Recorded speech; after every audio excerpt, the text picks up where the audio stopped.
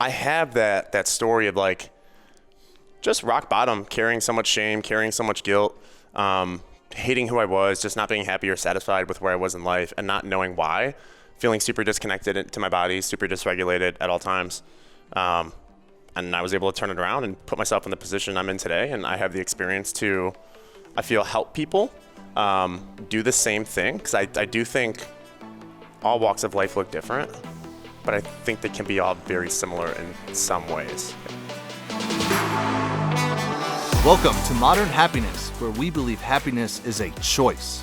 Our goal is to share how we and our high-performing guests choose happiness, covering topics such as fitness, mindset, relationships, business, and much more in today's world. Here are your hosts, Matt Mahalik and Taylor Sleaford.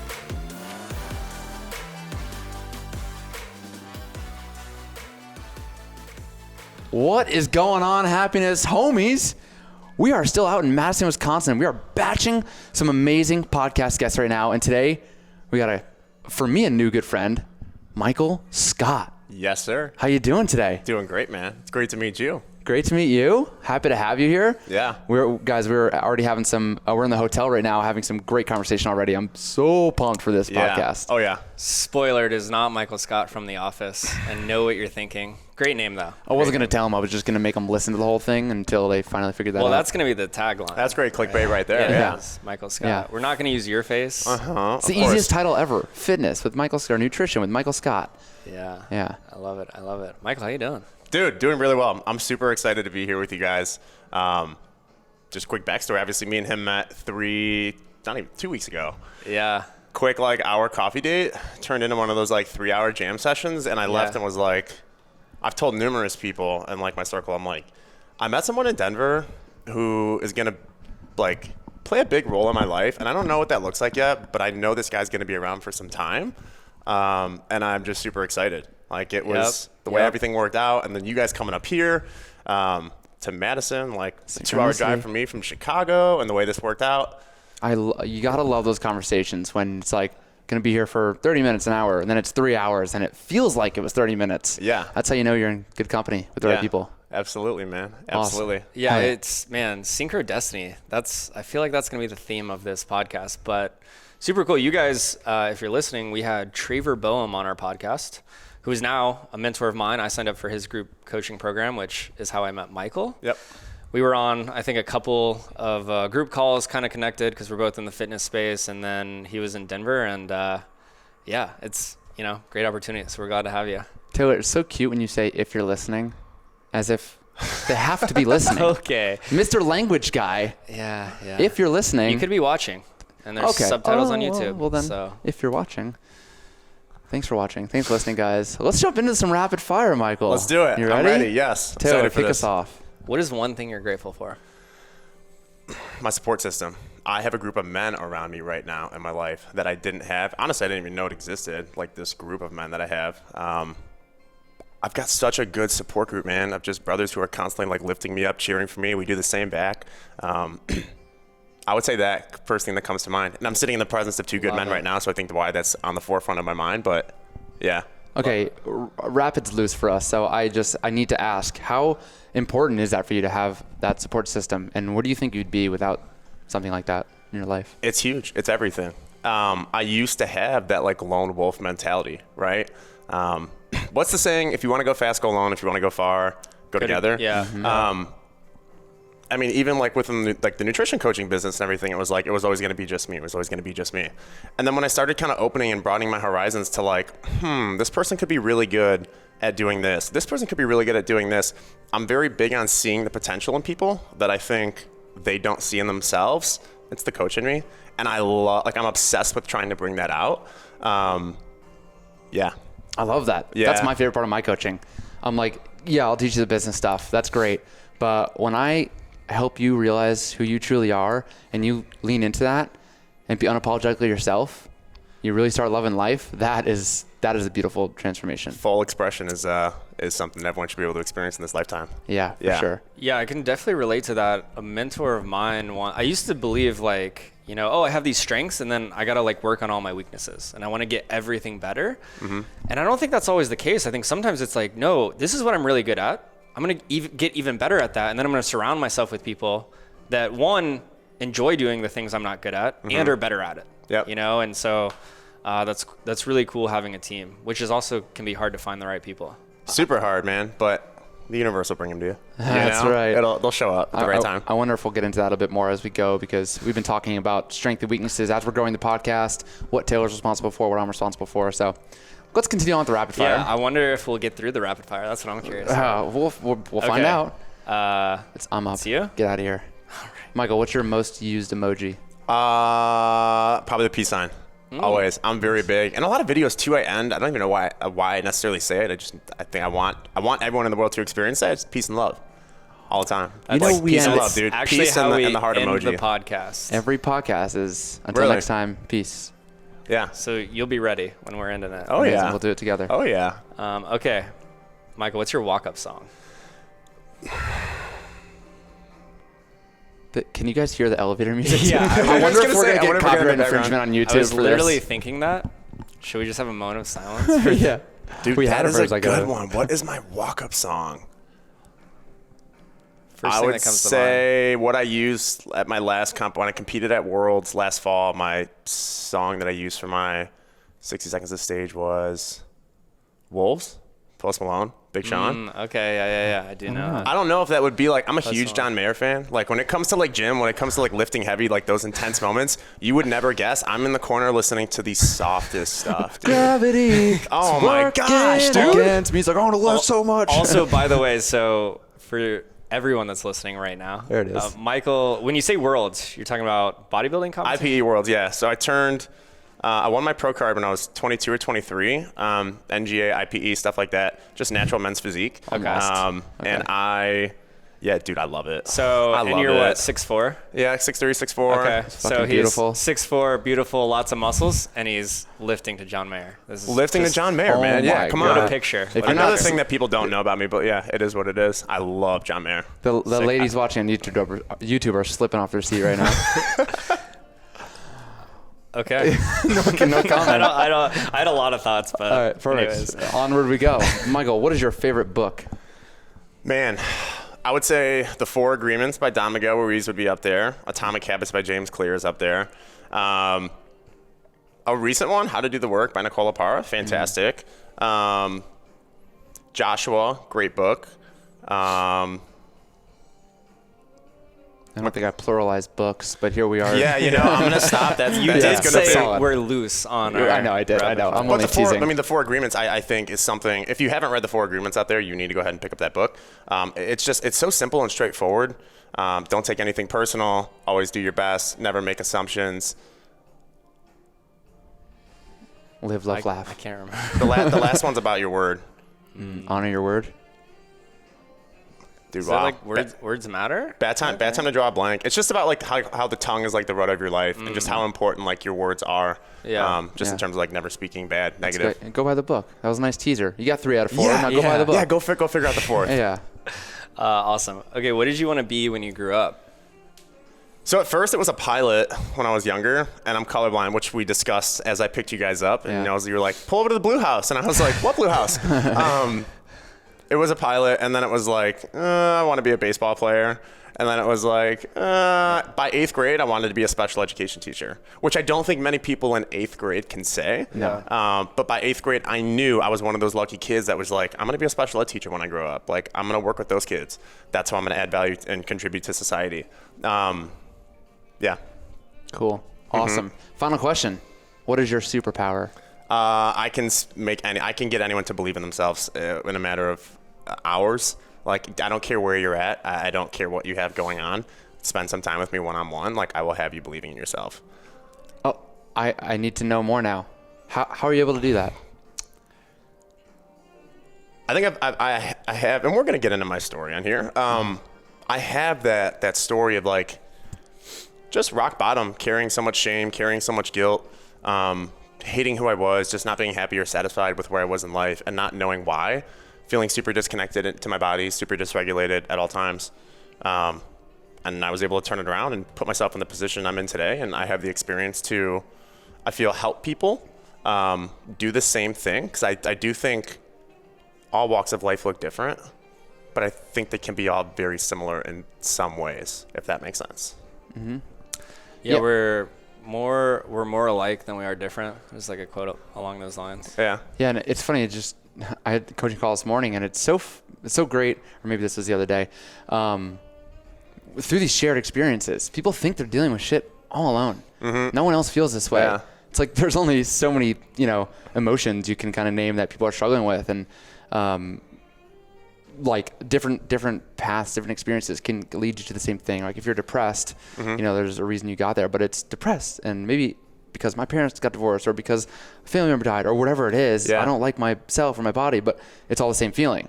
Yeah. And it's like this kind of, I don't even know just where I was going, but it's like this, we all have this similar feeling, and it's like, hey, you're not alone. No. I feel just like you. Yes, it happened differently, but I get it. Yeah. And it's like, wow, like someone like you has also been depressed before, and then they feel less alone. And then I think through that common ground, you could really start to change someone's perspective. Yeah. Does that make sense? Something I like to say all the time is that it doesn't matter if you're boy, girl, black, white, tall, short, fat, skinny. If there's one thing on this earth that like we can all agree on, like as a collective, we all want to feel good. We all want to feel good, right? Now, where it differs for a lot of us is to the extent that we're willing to go to elicit that feeling, whatever that is, so to say. I think there's healthier habits than others, so to say, and we'll get into a lot of that on here, but we all want to feel good. We all want to feel better than we do now. Even those that feel good, there's always better out there, right, so to say, or a lot of people maybe think or live like that, which maybe keeps some people from being satisfied. I don't know. But yeah, that's a rabbit hole we can go down. Yeah. Do you think you're able to, in 2 hours with someone, you can get anyone to believe in themselves? Do you believe you do a good job of helping them take that throughout their life, or is that a fleeting, it's like, got the Tony Robbins weekend getaway and everyone's all fired up, I'm going to change my life. Then 2 weeks go by and they're back where they were before. Yeah. I think what I can do with someone one-on-one is so real. Here's what it comes down to.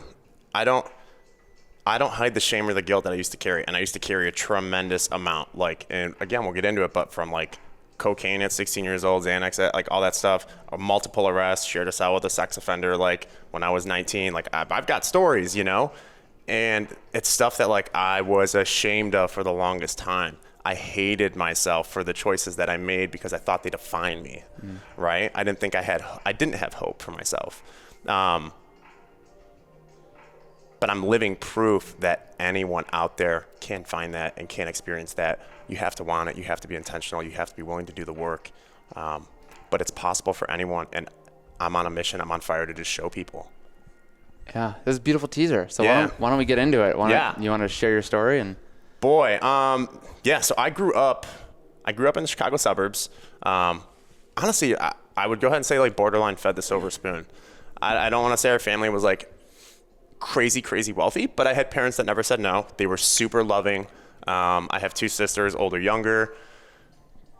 There was nothing really crazy up until 8th grade. My best friend at the time, he had a sister, and this was the friend that I say like you can walk into their house, pardon my language, like take a shit, raid the pantry before you even say hello to anyone. You know what I'm saying? Like it was that second family. And he had an older sister who was a senior in high school at the time who went on a run one day after school. Local prairie path, went missing 5 days, ended up being raped and murdered, found in a hand-dug shallow grave, some 15, 20 feet off the path. And it was one of those things when she had went missing. My father went out there that day. He was on a flight. I was in 8th grade. The next day I was on a flight alone as an 8th grader, which is pretty, like I'll never forget it. I didn't realize it then at the time, you know what I'm saying? But I can close my eyes and it's like I'm back in that moment right now and I can like elicit those exact same feelings. I was at the house with the community blocked off with the helicopter above right after the sheriff had come to the door to give the news. I remember riding to the candlelight vigil that night in the back of a squad car, maybe an AR-15 like sitting in front of us, whatever, just going through red lights on our way to that candlelight vigil, like the night that she was found. And I think that's where everything changed for me. And I went on for years after that. I wouldn't say it hit me till sophomore year in high school, but the world is a shitty place. It's full of bad people. It's cold, like there's no hope. And that was my perspective that I chose. That was the narrative I created. I mean, granted, I shaped it due to experiences, but I held on to that narrative for so long. It's just what I told myself over and over and over again. Like, this is the world we live in. So I was living in that narrative, that reality that I created for so long until I was able to pick up the pen and rewrite the story, you know? But I mean, through that, I struggled with, as I mentioned, cocaine at 16 years old. First time I did it was like back of Portillo's, which is, if you're familiar with the Midwest, hot dogs, beef, got to get there if you're ever around. Multiple arrests, like I said, at 19 in college for my second one. I remember walking in, remember them like after the fingerprints, mugshots, all them throwing me a jumpsuit, walking in, just there's a room of these dudes, scary looking dudes, just pointing at me, and I remember like shitting my pants. I remember requesting solitary confinement. I mean, I could remember seeing Hell in a Cell, John 3:16, God hates us all, you're gonna die in here. What were their arrests for, if you don't mind me asking? Yeah, that's a great question. That's a great question. So a lot of them were just pot, drugs, and stuff like that. That time was for fake ID stuff, which was a really big lesson learned. I think there's a lot of people out there in this world that, oh, it's just a fake ID, it doesn't matter. Dude, it matters. Like, I'm telling you out there, especially if you're underage and you're watching this, like, it matters. We made some fake IDs in my day. Yeah, you know, dude, we've all done stuff. I was the kid though that got caught every single time though, and was like put in the spotlight when it happened. I did the same stuff though that a lot of my other friends. I was the one in the friend group that like was always getting thrown under the bus.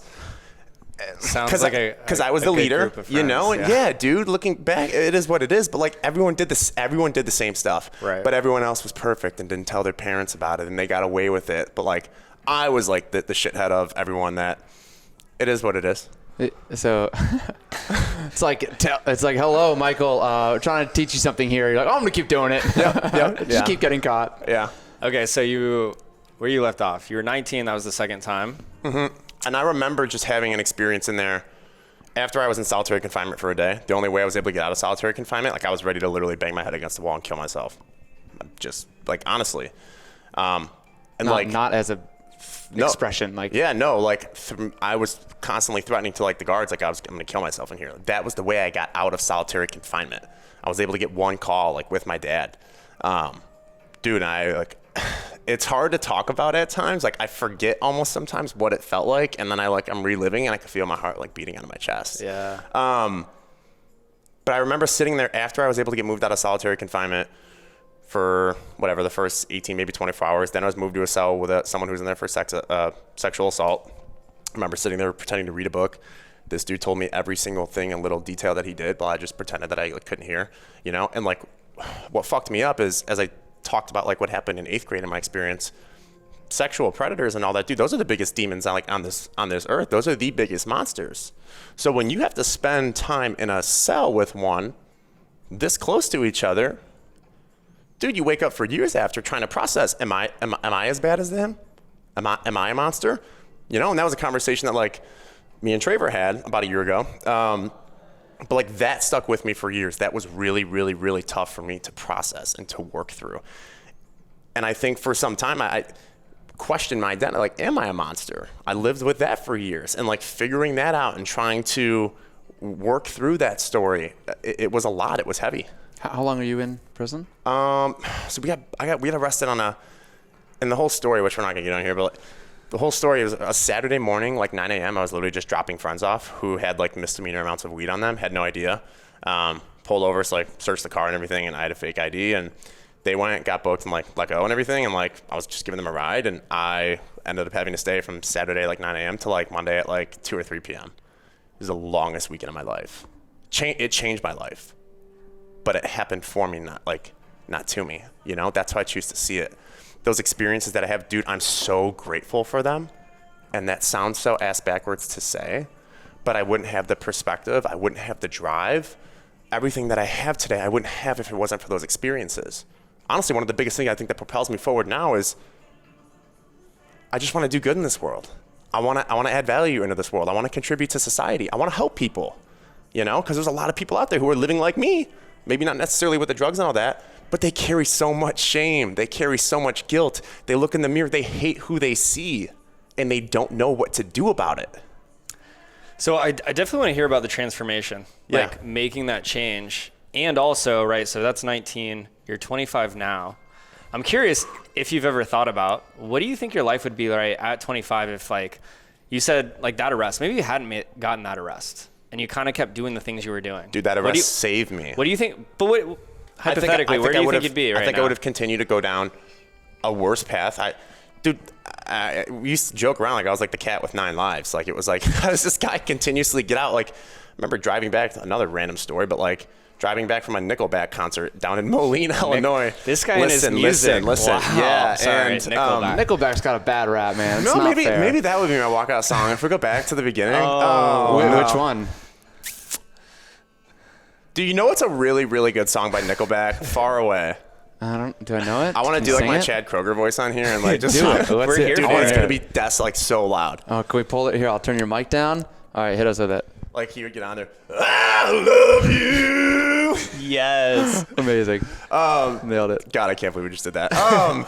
But like, dude, driving back from a Nickelback concert, Moline, like doing stuff we shouldn't have been doing. Drove my Jeep off the highway at like 65 at like 2 a.m. Cracked the frame of the car. We lived. Like just stuff like that, dude. I have so many stories. Like I feel like near-death experiences almost, but like here I am. I love it. So, okay. So that was life-changing, So right? the transformation, though, to answer what you said, like, I think I would have continued to go down the path of, like, selling drugs on the side, doing drugs. I would have just continued to toe the line. I wouldn't have got the lesson. Yeah. Like, the lesson was in that weekend. Yeah. And I think something I learned from a mentor, his name is Sean, is that these lessons in life are going to continue to show up for us, right?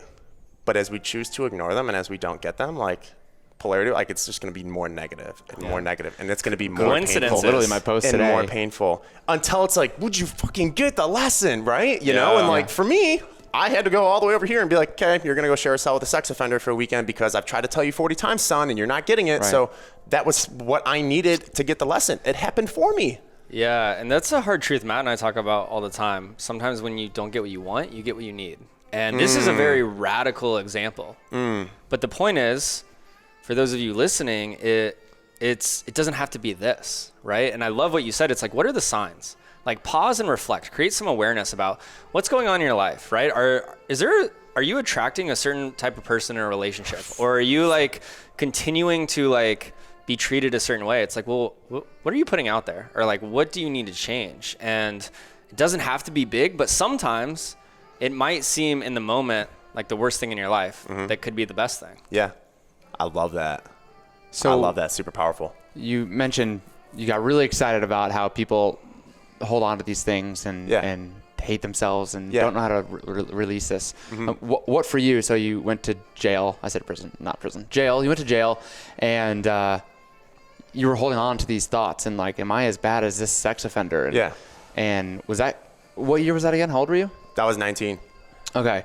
And for how long were you holding on to a lot of this shame and guilt? And Till July 17th of 2020, when I was able to sit barefoot at Curtis Park in Denver with Traver Boehm, and he just like unfucked everything for me in the matter of an hour. I mean, I talk about it like a Tony Robbins experience almost. How I'm colorblind. I've said that on here before. Dude, it was like someone snapping their fingers in my face, and all of a sudden I'm seeing different. Like it was the most radical transform. Like I would call it more so like a spiritual awakening. I went home. Within a week, my online business went from like 6 to like 25. I bought a place and moved out of my parents' house within a matter of 2 weeks. Like, dude, when I tell you life changed so fast from that moment, it was like, I remember going to Reiki sessions and whatnot, and everyone was just like, dude, you're up in the cosmics. Like, you're not even here right now. And it was like, I feel it because like the last year for me dude, it's just been magical. If I had to pick a word, it's been magical. can you describe a little bit more? Like, did Traver say something specific? Obviously, it was an hour. We can't sit here and relive the whole experience, but was there one thing he said, or is there like, what changed? If you could go back and picture yourself before you walked up and met Traver, and then the hour after, like, what is it?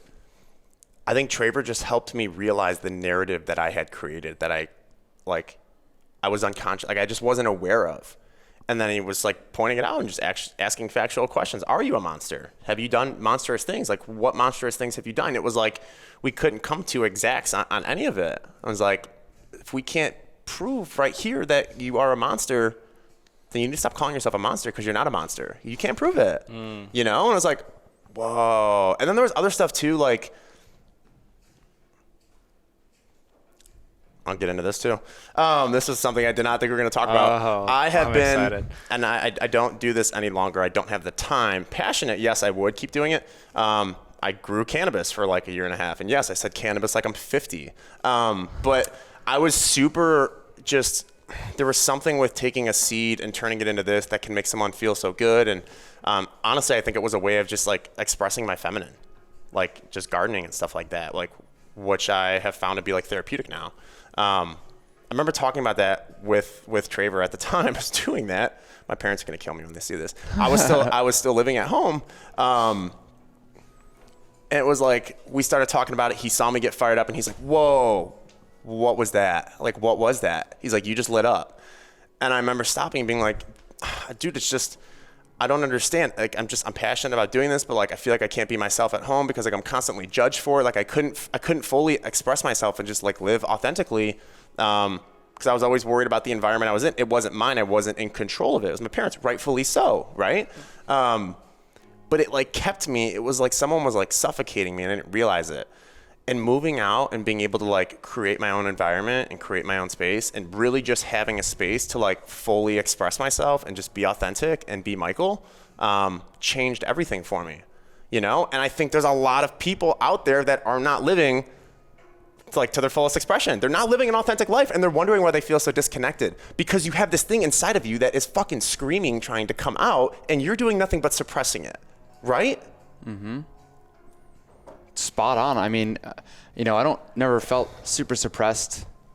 Maybe as some people do, but I knew, and you said you looked at my story, I don't know, like I was in New York City as an engineer and dollar in the jar, I rode my bike cross country and it changed everything. And there was like, my parent, like you grow up in this cult of your parents' beliefs and what they want for you and what they think is right. Ooh, belief systems. But I just didn't want to be an engineer. I didn't hate it, but I just felt trapped working for someone else's dream. Yeah. And I went on this bike trip and I'm like, there's so much out there. I could do fucking anything I want. Yeah. I'm not going to go home and be in this bubble of being an engineer because that's what I studied in college and now I have to do that forever. Dude. And I fucking hated it. And it was like, but I couldn't have done what I'm doing now if I didn't leave New York City. I had to leave New York City and go to Colorado.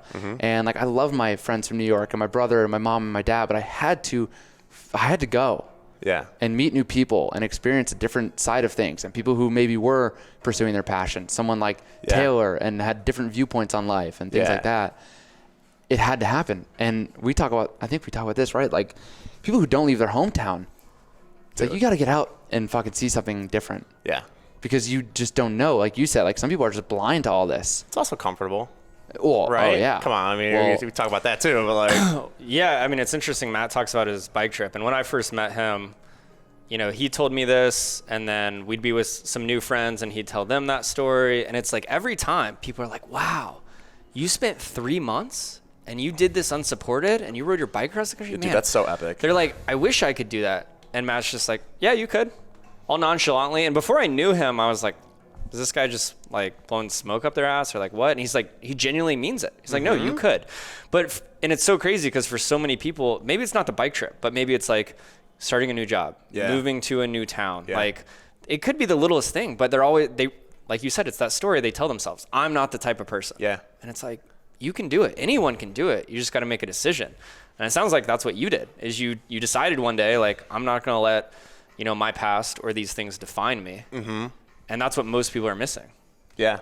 Yeah. I think it was Jeremy Goldberg that said it. One of Traver's good buddies. His work is incredible. His writing is awesome. He said like something on the order of like, we're all storytelling machines and we just forget that like we have the ability to pick up the pen and write a new story if we want. And like, I think that's so powerful for everyone out there. That pen is right in front of you. Like, pick up the pen. If you're not happy, if you're not satisfied, if you're looking in the mirror and you're disgusted, you're feeling disconnected, there's shame, there's guilt, pick up the pen. Dude, you are in control of your life. You are. Don't sit here and you are in control of your life. You can create your reality. Pick up the pen. Okay, so where do we start? Pick up the pen. I'm shameful. I hate myself. What do I do? What do I do now? Do I literally pick up a pen and start writing something? I just think you have to get clear on where you're at right now, get clear on where it is you want to go, get clear on who it is you want to be. I'm very big on asking people like that person that like you say you want to be. Like, can you paint me your perfect picture of them? How do they look? How do their clothes fit? Like, how do they talk? What do their habits and routines look like? Do they work out? What does that look like? How are their nutrition habits? How's their social life? How are their relationships? How open are they? How vulnerable are they? How much are they willing to put themselves out there? These are questions you need to ask, because if you want to be in alignment, you need to think about who it is that you actually want to become, right? You have to pick a direction. You have to like, and you just got to embody that. You got to step into that. That was something really big that like I picked up from. You guys familiar with Charlie Jabley by chance? So he used to go by, I think, CEO Charlie, and now he's Charlie Rocket. He's on social media doing a ton of cool stuff. Winning streak, man. Yeah. So I had found him 3 or 4 years ago, and he was on a podcast with Andy Frisella or Ed Milet. Both of them, you know, they pass people around. I think that's where I heard him, on Ed Milet. Yeah, and dude, he just told his story of like shifting identities. Yeah, it was so cool. And I think that's something that so many people are scared to do or think that's not possible. Like the Michael Scott thing, for example. I grew up being called Mike. Dude, no one was allowed to call me Michael. I did not want to hear it. The only time anyone ever called me Michael was from my mother when I was in trouble, right? Now it's like I introduce myself as people to Michael Scott. You can call me Michael, but like Michael Scott, one, it's branding. People aren't going to forget it, but it really is my name. You know, and like I took that initiative of like, Mike's dead. Dude, we cut his head off. Like, he's dead. I think we all have like dragons and demons like we're going to slay in this life. Some we're going to cut their head off and finish them. Some we're going to have to continuously revisit and just like make sure we keep them in that corner downstairs, whatever it is. But like, dude, Mike is dead. It's Michael now. And I'll correct people too, because like I've shifted my identity. I'm not that guy anymore. I have different values than that guy. I want to do different things than that guy wanted to do. You know, does that make sense? Yeah. And I'm curious where you started with that. Like, is that what you did? You asked all these questions? Okay. Yeah. Mike is dead. Who's Michael? Who's Michael Scott? And you asked yourself these questions. Was it hard to get started? First, okay, let me back up. What really cracked me wide open was Traver's book, Man Uncivilized. I read that book. Okay, so as you're telling this, a question I do have is, I'm curious how you found his book, how you found Traver. Oh man, this is an awesome story. Alongside all of that. Yeah, so dude, one of my like best friends, and this guy is going to be a best friend for life. His name's Wayne Barkus. He's actually like a men's transformational coach. He does a lot of work with the Sacred Sons and whatnot. He's incredible. Like that man single-handedly changed my life as well. Man, just quick shout out. Wayne Barkus, Sean Adams, Kofi Hughes, Traver Boehm, Scott Zagurski, my dad. You know, like I've had some really, really, really good men come into my life and mentor me that like I didn't even feel like I deserved at the time, but like they did, you know, and they showed me what it meant to love someone unconditionally. I remember actually meeting Kofi. Kofi was one of the first like mentors that I had. I remember sitting down with him at breakfast and telling him like, I don't want to live past 40 years old. Flat out. Like first time I ever met him, maybe 20 minutes into the conversation, I was like, I want to live a short and sweet life. Like, dude, the thought of living past 40, it sounds terrible. It sounds like I don't want that. And I'll never forget the look on his face. Like, I couldn't imagine how I would respond to someone like that too, that I was literally just meeting for breakfast as well. But like, dude, I meant it. It wasn't like anything like, flat out, like, here's where I'm at, you know? And I was there for a long time. Traver's book, though, Wayne Barkus, he had reached out, and it's funny because he talk about the story all the time. He'd reached out for like weed, just wanted like a little bit of like nug or whatever. He didn't want any weed, and he tells the story all the time. He laughs. He's like, dude, I just had this calling. Like, I felt on my heart that like you needed this book, and I just had to get this book in your hands. I didn't know how to do it though. And Traver's book, like, dude, from the first like 2 pages when he talks about like the Marlboro Man and like the new age like sensitive nice guy. Yeah. It's like, why has this never been presented to me in this way? And then I go through the book, and I don't know why, but there's certain parts of it that like, dude, it just wrecked me. I was like sobbing in my room reading the book. It was like, this isn't even a sad book. Why? Like, why is this? And then I remember reaching out to Traver on Instagram and just sending him a message being like, hey, dude, it was like a week before I was supposed to be in Denver. I was like, I'm going to be in Denver next week. I'm supposed to have a conversation with you, you know, and we were able to swing it with the schedule and everything. And like, that was when that day in Curtis Park happened. And like, dude, magic. Wow. Magic. But yeah, if you have not read Traver Boehm's book, Man Uncivilized, I'm going to plug that right now. It's incredible. It just showed me that like, dude, like most men out there can't relate or don't know what it's like to be surrounded by a group of men who truly wants to see them win and who's cheering for them and who's supporting them, who are telling you that they're proud of you, right? There's nothing wrong with that. Why are men ashamed of that? I don't understand. I get it. I mean, I do understand because I used to be that guy, right? I would laugh at like dudes having these types of conversations like the old me, you know? Mike would. This is who Michael is though. And like, it's so powerful. And having that support group, as I went back and like, what are you most grateful for? Dude, I have such a great group of men in my life, from the Uncivilized Nation to just having guys like Wayne, Sean Adams, who also wrote an incredible book, Defrag Your Life, Discover Your Genius. I'll plug that too. Who have just poured into me, dude, and they've loved me unconditionally, and they've given me hope, and they cheer for me, and it's the coolest thing ever. Like, men, wake up.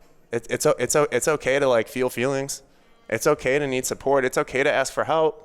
Like, we need to normalize that. Not going on like super like pushing the new age sensitive nice guy, but like, we have so many Marlboro men out there today still. You know, dude, you have to feel. You have to feel. It's part of life.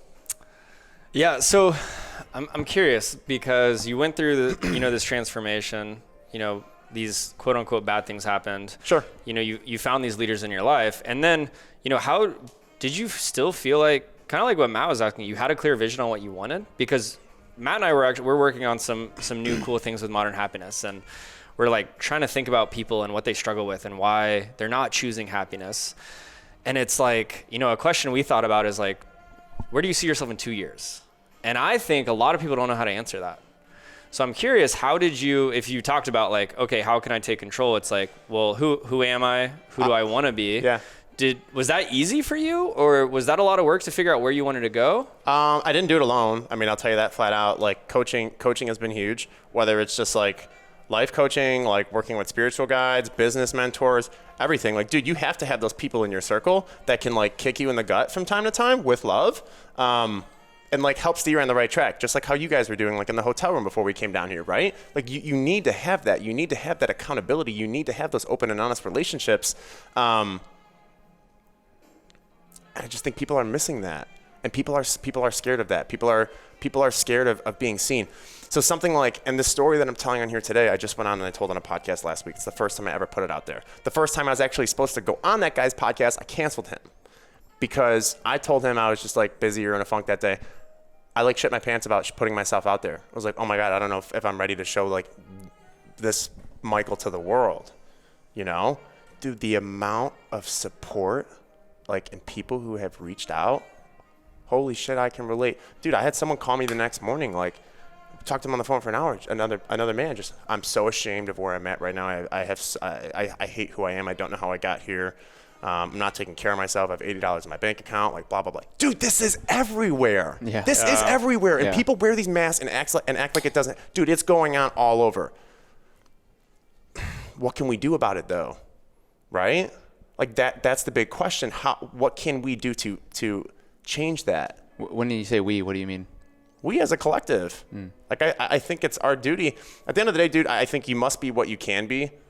Like, I do think that's why we're on this earth. I think God calls us to be great. And when we step out into greatness, like, greatness is going to occur around us, and it's just the ripple effect. Yeah. Yeah, you're talking about this community, and it's so important. A lot of people don't have this, someone they can go to. I talk about this with even just sales calls. Yeah. I'm like, and I help personal trainers, make money. And I'm like, you're going to get on these calls, and Taylor's in the group as the life coach, and we have these mindset mastermind calls. And he says, he's like, you guys are going to be life coaches. You already are. Yeah. You may not realize that yet. And anyway, what I talk about in sales calls, I'm like, people don't get a chance to dream what life is like if they, someone who's 50 pounds overweight. Yeah. That's how life is. Yeah. And it sucks, and it brings them down, and they body shame themselves, and they're not happy and all this stuff. And no one's in their corner to say, what's life like if you lose this weight? What is that really like? Mm-hmm. I don't know, lose 50 pounds and look sexy. Okay, what does that do for you? And we go down this rabbit hole of asking that question. What does that do for you? What does that do for you? And they get down to like this, you get deeper. It's kind of like the 5 whys. I just don't like asking why, because it feels kind of, it gets people on the defensive. But the point is, like, that's it. You just show someone that, and we talk about active listening. And you say, what does that do for you? Okay, so what it sounds like is that you want this. What does that do for you? Okay, what it sound, and all of a sudden they're feeling seen, heard. Yeah. And they're like, wow, someone's actually listening to me. Oh my God, they're painting a picture of what life could really be like. And simply stated is where I'm going with this, is that like, now you just provided that community for someone. And this is what you keep saying, to have that support, to share your vulnerabilities and be okay with, like, when Taylor has success and he makes sales, I'm like, fuck, well, what am I doing wrong? How come I didn't get a sale, this week? It's like, fuck no. I'm like, fuck Fuck yeah, yeah, Taylor, dude. let's go, Right? baby. Yeah. Give me My some man. nuts. Yeah. And that's great. And like that, we need more of that. And anyway, I don't know if I had a specific question. Kind of where my head's going is like, I just think about the person who like needs this and is so afraid to do it. And like you said, It's really hard to do alone, though. Yeah. Like you have to be willing to ask for help sometimes. Okay, Like there's strength that was in my that. question. Like it was through coaching. I had people Yeah. call me on my shit. I had to work with people. I had to pay to invest in myself to work with people to get these answers. You know, like. Yeah. So Michael, tell me what it was like. It kind of sounded like Traver blew your world up, but you had to go and reach out to him and say, I'm going to be in Denver. Correct. And I need this conversation Yes. with you. How hard was it to send that DM? Not hard. Like, dude, we all have that voice inside of us, that knowing, you know, and like it was so strong that like that was the direction I needed to go. And so I just listened to the voice. And I think a lot of people out there like can simplify life by like just listen to that voice, Yeah. you know? But yeah, to go back really quick on like being seen, right, and being heard. So I went on that podcast last week. I've had so many people reach out. And it's something that I was thinking about as I was in the shower last night. It's like, we all get our best ideas in the shower. Shower thoughts, right? Yeah. How many people out there want to feel seen, but aren't giving people a chance to actually see them?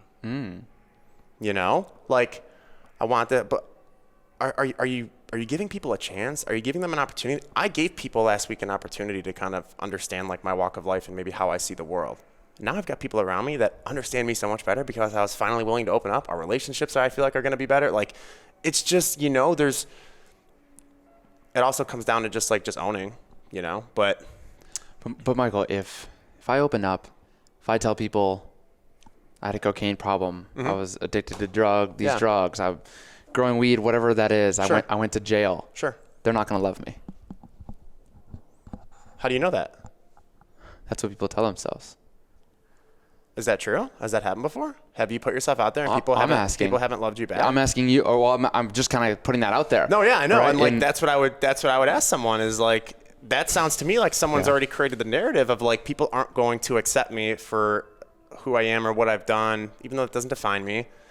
So it's like they stay in that narrative forever. Like, and it's tough for people to break out of. Go ahead, you want to chime in with something? It's like, what is it costing you by not asking for help? And I'm curious about another thought is, I don't know if you heard of this saying, when the pain of staying the same outweighs the pain of change, then we will change. Yeah. I feel like that's where so many people are at, right? Your transformation kind of took a lot, right? And a lot of our stories, it's like we have, you know, the hero's journey, right? Some big thing. Yeah. And I'm curious if you have any thoughts on like, okay, how can we shorten that? How can we make that happen sooner? As you were alluding to earlier, like the universe keep bringing that thing. Yeah. And if it has to, you know, you have to fly off your car into a lake for the wake up call, like that may have to happen, but like, how can people do this sooner? Like, you know? I don't know if it's something that can be rushed. I don't know if it's a soon thing. I just know it's a process. And I know you have to trust the process. I mean, we talk about like, dude, from that story from when I talked about sharing the cell with the sex offender to now, dude, there's a 6-year spread there, you know? Like, and I don't think 1 year is a lot, but like even I talk about the conversation with Traver from like last year around this time, like there's a 1 year spread there. Like it's not, we live in a world of instant gratification. We want the now, and like delayed gratification is where it's at. The good stuff isn't going to be like falling into your lap like on day one. You know what I'm saying? You're going to have to work for it. You're going to have to be patient for it. You're going to have faith that it's coming. You're going to have hope. Yeah, you're also going to have to do something. And you're going to have to take action. I think that's, there's a guy in our men's group who he says there's a lot of talk about vulnerability, right? Because a lot of guys don't want to be vulnerable. But he says, he's like, I don't like the word vulnerable because that's like, I think the military term is like, you're open to attack. Yeah. And so he says the word courageous, which I actually love. Yeah. Shout out to Laycock if you listen to this.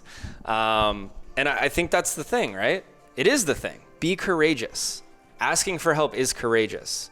Telling people how you feel is courageous, right? Like sharing your life is courageous. And nobody ever got what they wanted or did anything great or made the changes without some kind of courage. Yeah. What's up, happiness homies? It is Matt here, and Taylor and I would like to make one of our first offers to you to join us in Sober October. So if you're looking for more happiness in your life, and you know that growth is the key to happiness, and getting uncomfortable is the key to growth, then we want you to join us in Sober October. And Sober October is a 31-day challenge of no alcohol. And the point of this is to challenge ourselves mentally, to improve our health, and also raise awareness for mental health and give back through donations. And we know how hard it can be sometimes to make a change on your own. And if you listen to our recent episodes, we talk a lot about community.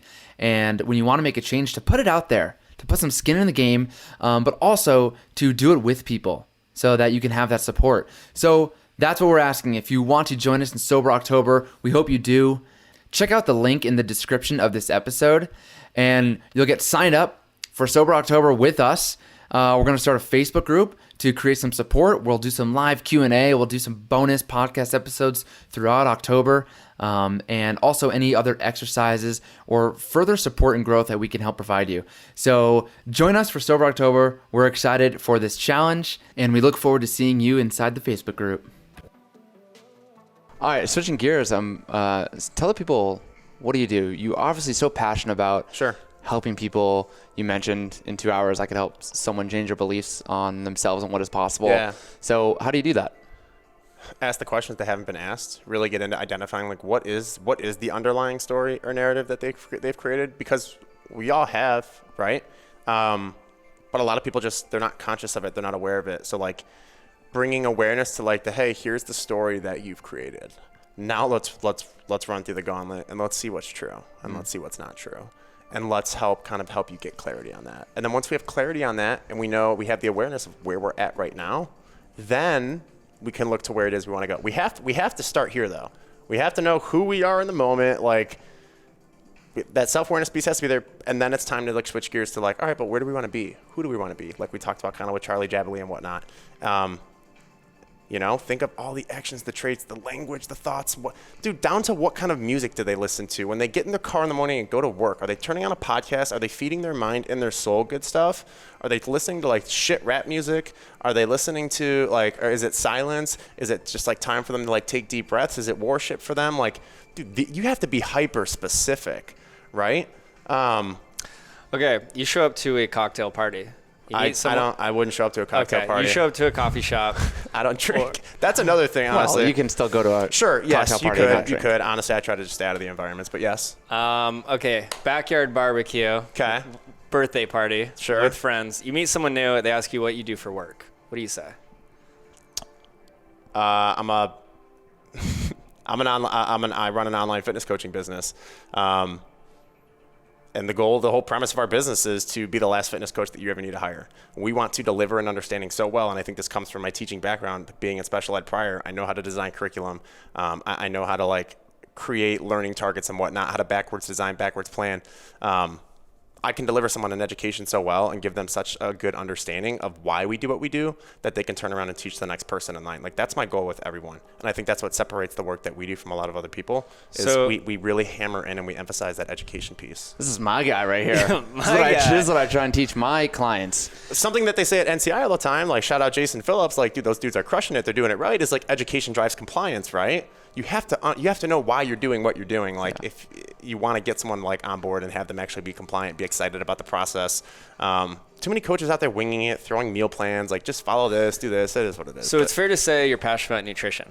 Nutrition's my jam. Training is whatever. I can do it. I can also link up with like really cool people who know training really well and like let other people be great in that realm. But nutrition is my jam. I want to help people make food their friend. Like without living that low calorie, like restrictive lifestyle, feeling like they need to spend hours in the gym each week. That's just not it. Like that's not what it takes, you know? Okay, so here's where I'm going. Okay. Up until this point in the podcast, we haven't really talked about nutrition. I really don't care to be honest fitness. with you. Yeah.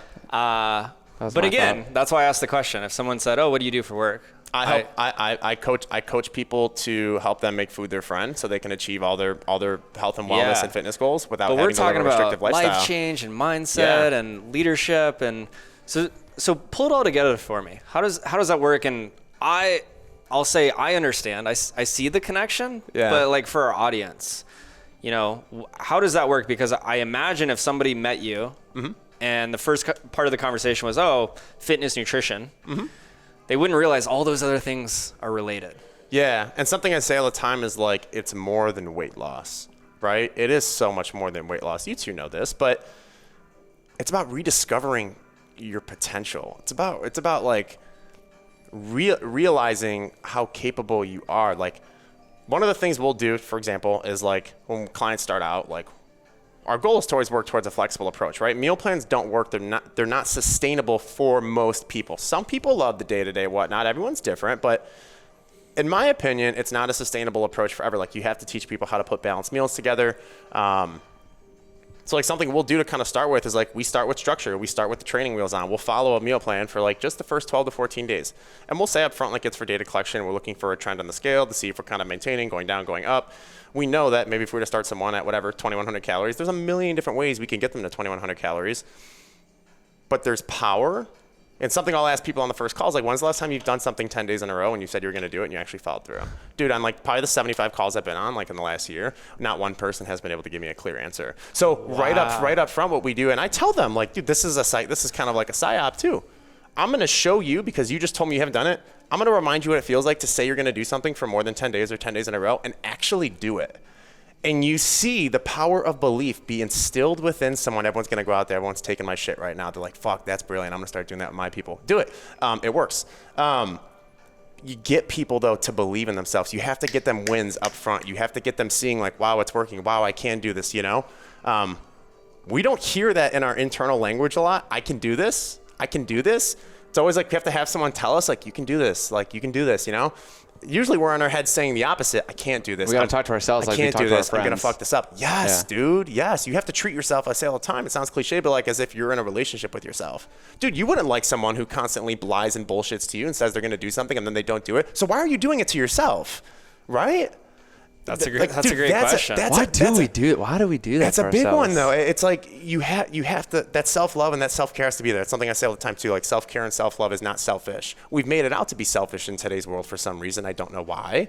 But like, it has to be there. And I think one of the main problems we see in the world nowadays, people struggle to love themselves. You can't give what you don't have, so they go out in the world and they know how to love other people. Because you don't know how to love yourself. Yeah, you can't pour from an empty cup. 100%. You got to pour from the overflow.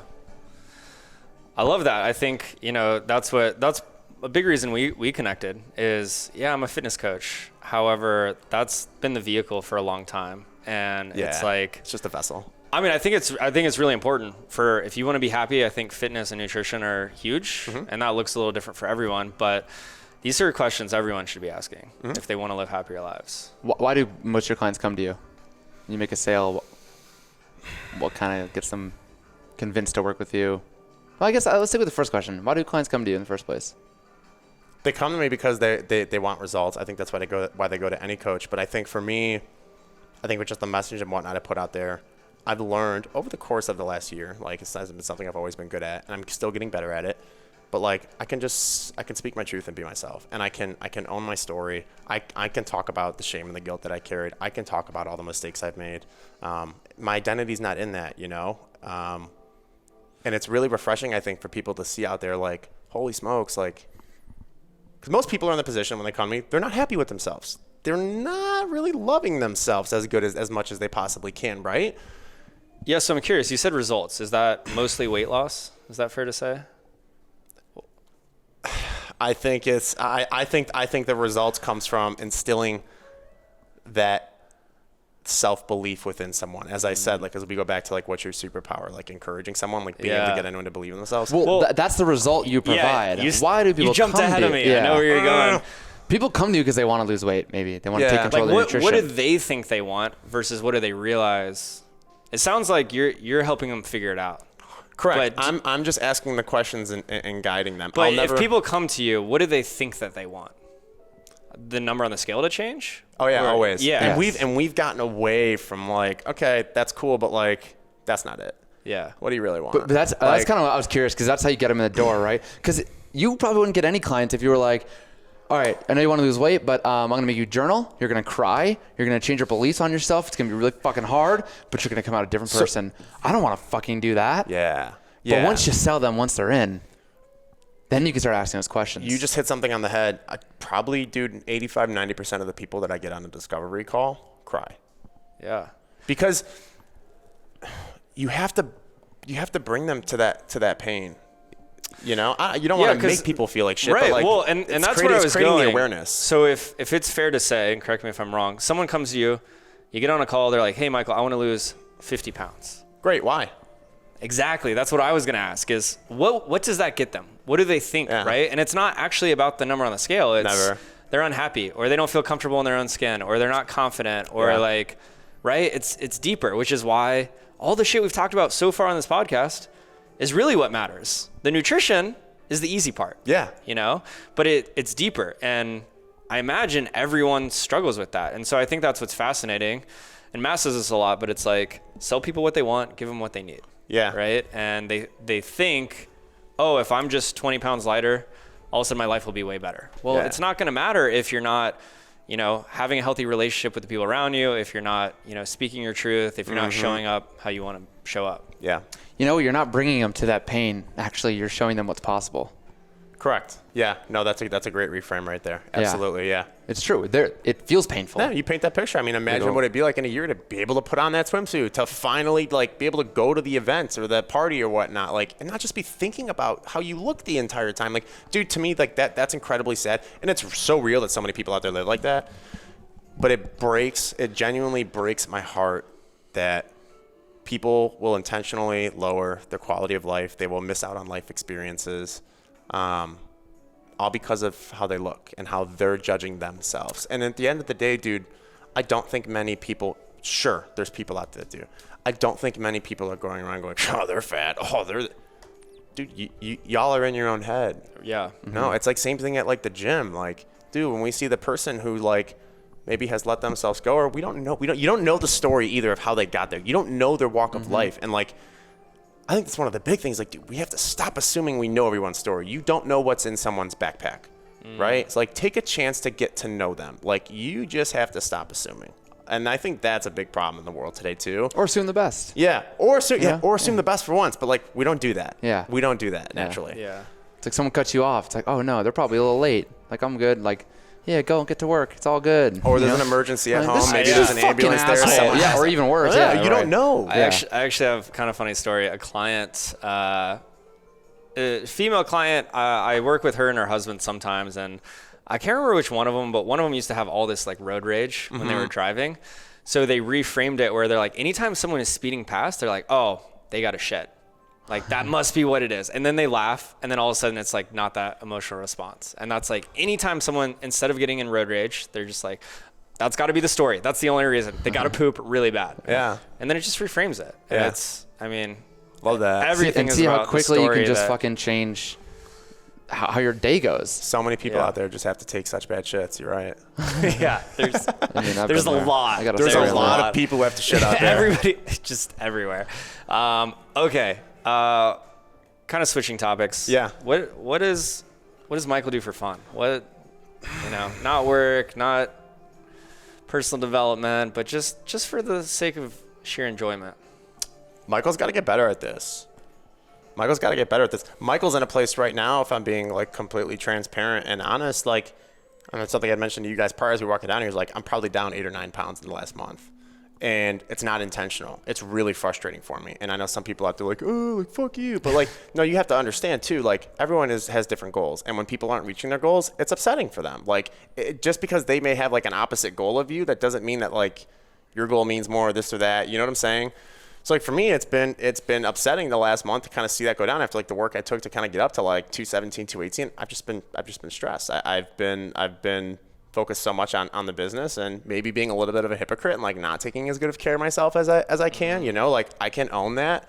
One of the things I feel like probably the old me would have used to hid from would be like, don't let people know that. But like, I'm human, man. It happens. And when it does, I've got good guys in my corner. I could reach out to you. Hey, Taylor, can you hold me accountable to this? Can you, and I'm happy to reach out and ask for help from people. I do it all the time. It's one of the reasons I just told you, actually.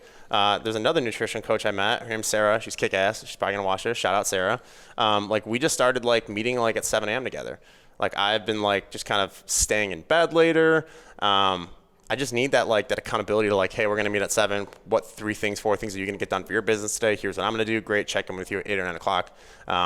See ya. Like, have a great day. You know what I'm saying? Like, I've got people like that in my life because I'm willing to ask for help like, and acknowledge when I'm struggling, and other people are willing to show up for me because I want to be seen. I'm willing to be seen, and I get the help I need. Whoa, Dude, right? people actually, I was teaching this to my clients. I'm like, people actually love that. Like, how come I'm finding trouble to get motivated? I'm scrolling on Instagram and I'm afraid, and I'm like, there's a lot behind that. Yeah. But I'm like, one of the things you can do to help yourself is to tell people, hey, I'm trying to be off my phone less. Hey, I'm taking this course and I want to get this. Like, can you, like, if you catch me scrolling, can you tell me to stop? Yeah. Not only would they love to do that for you, Yeah. you know, your roommate, like, Taylor, are you scrolling right now or are you working? Like, oh, you got me, I'm scrolling. It's like, you told me to tell you. Like, Yeah. you know, and then also, then they go, I should probably be scrolling a little bit less too. Or I should probably be getting up early. Or I should be working a little bit harder. Or things like that. So I love that. My question to you is, what would happen to your business if you took 2 hours a day to yourself? Maybe you got back to the gym a little bit more. Probably would grow even more. Community would probably be even stronger. I'd be able to show up better as myself with more energy, with more. Whoa, right? How crazy! There's a lot of probablys in there, though. No, it would. Like, I would be able to show up better. I would have more energy in my days. I would be even better, I feel like, at connecting than I like already currently am, you know? Yeah, you're absolutely right.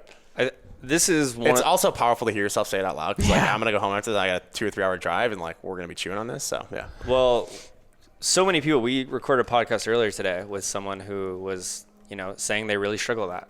I think everyone does. Self-care, taking time for themselves. Yeah. And at the end of the day, it's if you show up a better version of yourself, so if that's taking rest or doing something you love, you're going to be more effective. Yep. So now the question is, what are you going to do in this next week to make that happen? Rest more. Okay, what does that look like? It looks like reading this awesome book that someone just gave me called what is it Shout called? out for Deepak. Deepak.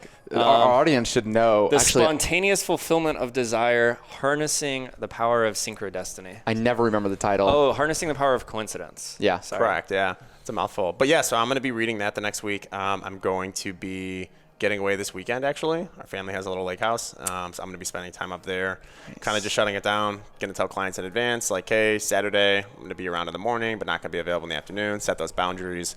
And just recharge my batteries. Because, like, for me right now with where I'm at, it's so needed. And it's so nice to have conversation like this, too. Like I told you, what did I tell you guys on the way up here? Like how's your day going? I was like, dude, just to get 2 hours of silence Yeah. in the car. Even though the phone the entire time is ding, ding, ding. Like, just to have the silence. Just to be able to breathe. Just to be able to, like, sit with whatever I'm sitting with.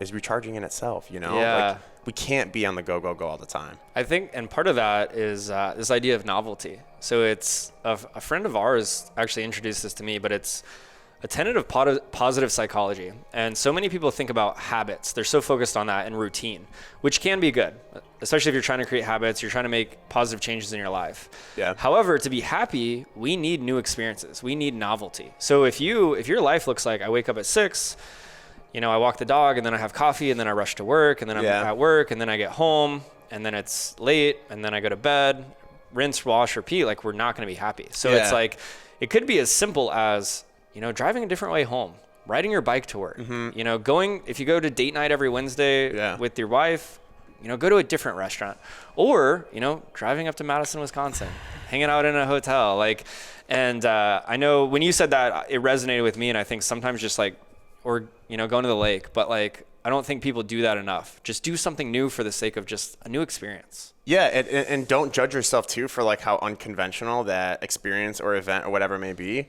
You know, just like I have a trampoline in my living room. Dude, I jump on a trampoline like every morning for a little bit. Like I listen to almost like the same 3 or 4 like songs, worship songs, and then like I have like my Inner Gangster playlist where we're listening to like Snoop Dogg and stuff in the morning and whatnot. But like with the worship stuff, like, dude, there's most mornings I'm like literally dancing in my kitchen, like hands up, praising, like I'm by myself. If you were to put a camera in the corner, it probably looks really weird. Sorry. But like if it fills me up in the morning, I have way better days when I start my days like that. When I can like, dude, take a break, go jump on the trampoline for like 15 minutes, like let the little boy in you like experience what it's like to get to just like play. You know, we don't do that enough too. Stop judging. Like, it doesn't need to look conventional like everything else. Like, and I tell my clients that all the time too. Like, do whatever it takes. Not whatever, but whatever it takes, right? Yeah. Like, you need to find that. You need to find it. You need to search for it, and you will find it. And you need to hold on to it, and you need to like just appreciate it, like the little things, dude. I love that. It's great. So this might have been just your answer, if somebody were to loves everything you're saying, they really want to like connect with themselves, is there something they could do like right now to connect with themselves, get closer to who the person they want to be, to kind of get out of this rut? Take a breath, I would say. I know that's like a super basic answer, but like just stopping. I mean, dude, how do we start our leadership calls every week? Like, Yeah. it's a group meditation. There's so much power and stillness and quietness, especially in a group of people, but like just taking the time to like, and know that like you can do that at any given time and you have everything you need in here, like to access. And you're in control. Yeah. It's and, another. yeah. And it's free. It's awesome. Nice. Yeah. Hell yeah. Michael, are you happy? Yeah. Especially right now in this moment. This has been a blast. Connecting with others, I think, is the medicine that a lot of people need too. And 100%. I knew this conversation would be awesome. You guys are great men. I'm super excited to have you guys in my life. I know that these relationships are not going to be going anywhere. And I'm cheering for you. One of the biggest things out there too, like us three especially, we get this, we cheer for people. We love seeing people win. Until like, there's a lot of people out there that struggle to see, like, enjoy people winning. They don't cheer for people. Do you two have any thoughts on that? Yeah, cheering for people. I think did we talk about this? Maybe we were talking about it like this morning to ourselves or last no, night. on a podcast I thought. But it's how you view comparison. And I think most people, when they hear the word comparison, it's kind of like failure. They view it as a negative. However, it's all how you look at it. So some people view comparison as a bad thing because they're like, oh, like I'm not that person, or they're doing this. For me, most of the time, not always, because, you know, I struggle too. I'm like, oh, if they can do that, I can do that. If Michael's business is crushing it, I can crush it. Yes. You know? If Matt's making all these friends, I can make all, like, and so for me, I think it's how you view it. Just like Matt and I talk about with failure, like I don't believe in failure the way that most people do. Like, failure is awesome. Failure is you're just one step closer every single time. And so we often don't like saying that word because of how people view it. Yeah. So yeah, it's like celebrating yourself, it's celebrating other people, and that's like you get what you put out. So it's like 100%, if the energy you're putting out is you don't want people to succeed. It's like I mean, it's an abundance mindset. And that was one of the things, like when everything started to change for me, like when I truly started cheering for people, like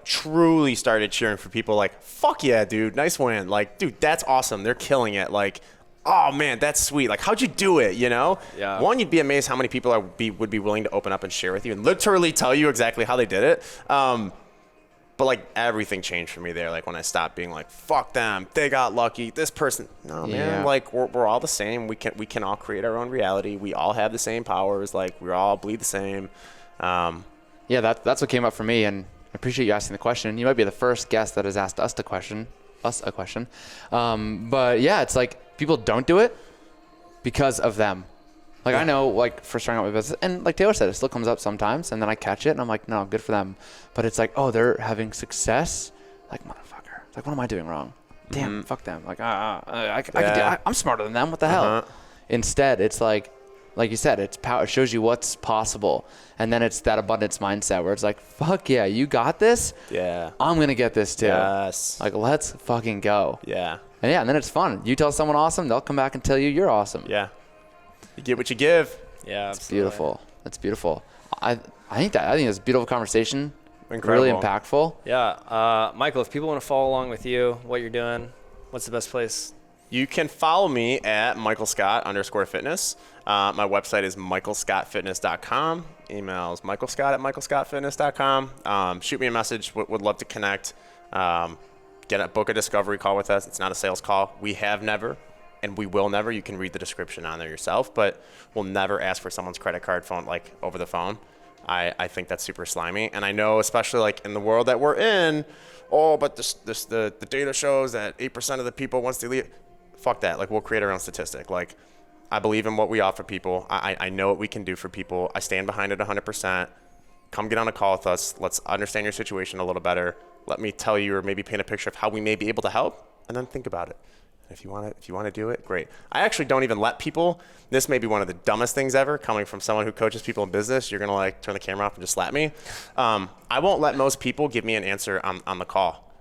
They're emotional. They're excited. Great, but like, I have such a good track record because we work with the people who are truly ready. Like one of the questions on our application is like, on a scale of 1 to 10, how bad do you want this? Anyone that puts an 8 or below, it's like, with all due respect, it's not even worth having the conversation because you just don't want it bad enough. So like, even if I felt like I could help you, you're not in a position where you want to help yourself yet. You know, like it's those 10s that we work with. And yeah, so book a discovery call. I'd love to connect with you. I'd love to learn where you're at, and let's see what we could do. I have a lot to say on that, but I think we've gone long enough. I was going to say that's a podcast for another day. Yeah, maybe a different business podcast. We can get into that. But I love that. Thanks for that. And yeah, guys, reach out. I'm actually inspired. I'm already have thoughts about my own business and things like that just from this conversation. So appreciate you being here. Thanks for driving up to see us. And everybody, until next time, are you ready, Michael? Peace and love. Love it.